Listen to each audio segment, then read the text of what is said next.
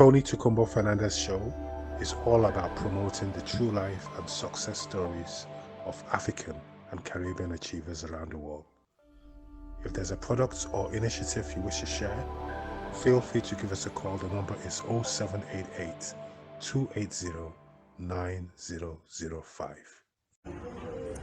Hello everyone, I'm just about to leave Tanzania and I thought I'd talk to you through Tony's channel. He asked me to do a video and I said I'll do it months ago.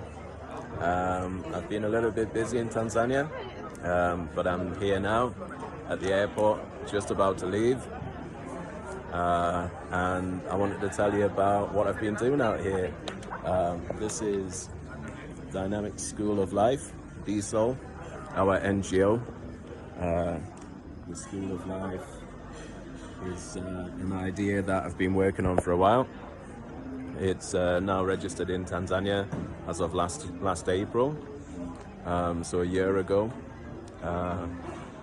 We're still trying to get it off the ground. We're still doing projects to let people know we're about and what we're about as well. So re-education's the main thing. I'm sure you've heard some of this before. If you know me, if you don't know me, then re-education's what I'm trying to do out here. Trying to maybe tell people that this scene here is not great. I think these should be African people traveling around the world. This is an international airport and there's hardly any African people. There's, 2 or 3 families traveling. We seem to be very hemmed in these borders. Even to travel to Malawi, which is next door. Malawi's just had some terrible storms. A lot of Tanzanians have been asking about the place, almost as if they've never heard about it before. But to travel from here to Tanzania, to Malawi, from Arusha, from Kilimanjaro to Malawi, it's the same amount of money to travel from here to the UK. So if you're in the UK, you can travel all the way here. But if you want to go next door, yeah, it's cheaper to go back to the UK and start again. So this is how colonialism works here. It's economic colonialism. And I've experienced it firsthand. My family are Malawian, and I had to drive to Malawi. It was cheaper than flying to Malawi. So it was quite a good drive. It was thrilling, so many twists and turns. But it took a long time to get there, when it could have taken me a few hours. But simply because of economic terrorism, really, not just colonialism. Africans find it very, very difficult to fly like this. I'm just flying back to Europe, so I can afford to do that. But to fly to another African country, forget it. So if you are in Europe or anywhere else outside of Africa, please do come to Tanzania.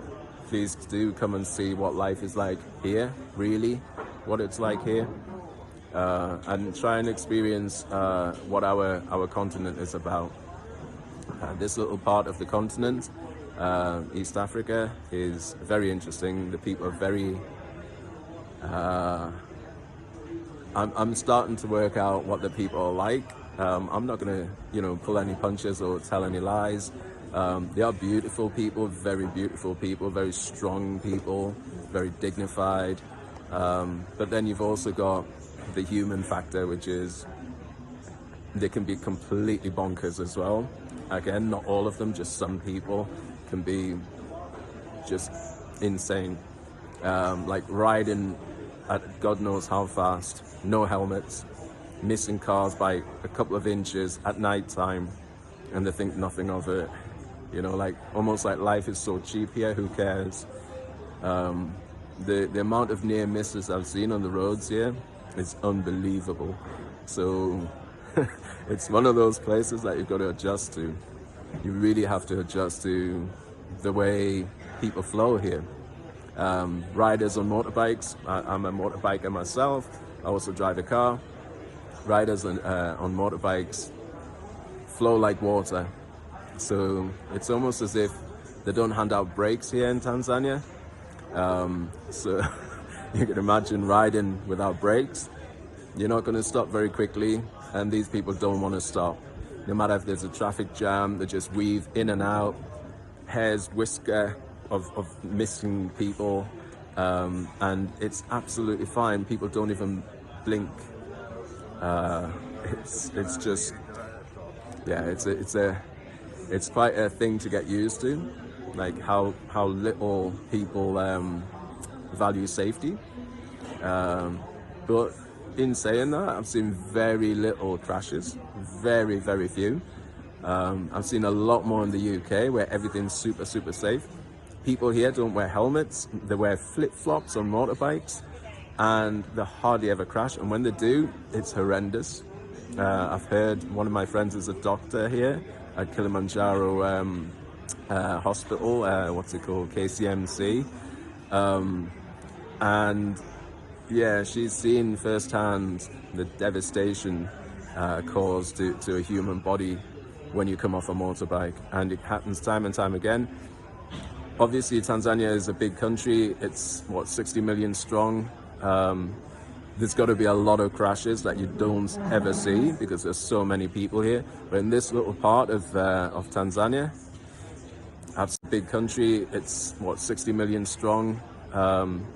There's got to be a lot of crashes that you don't ever see because there's so many people here. But in this little part of Tanzania, I've seen 2 or 3 crashes in the years that I've been coming out here.